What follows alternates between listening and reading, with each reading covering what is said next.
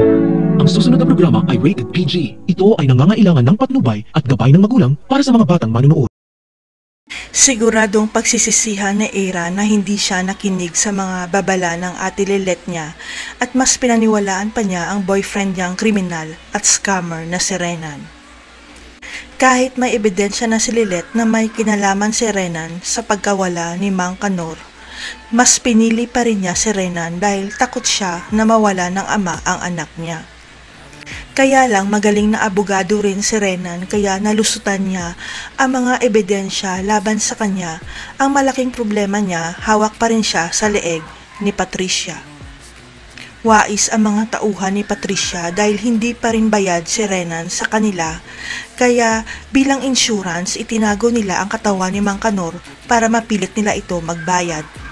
Pero si Menard ang inutusan nila para itago ang katawan ni Mang Kanor. Ang hindi nila alam, buhay pa pala si Mang Kanor at dinala siya ni Menard sa ospital. Ang hindi rin alam ng lahat, buhay pa pala si Attorney Meredith Simmons at nalaman niyang may nangyaring masama kay Mang Kanor kaya pinuntahan niya kagad ito sa ospital. Nagdesisyon naman si Lilet na makipagtulungan na kay Lorena para mahuli ang pumatay kay Mang Kanor at Attorney Meredith dahil naniniwala sila na si Renan ang salarin. Ang kailangan lang ni Lilet ay matibay na ebidensya o kaya witness na si Renan ang mastermind ng lahat kaya tumulong ang mga Dillon para makasampa sila ng kaso.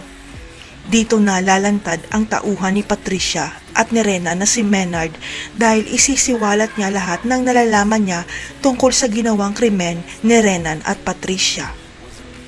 Pero hindi inaasahan ni Lilet at Lorena na kasama pala ni Menard sa paglantad si Meredith at Kanor dahil magtutulungan sila para pabagsakin si Patricia at Renan.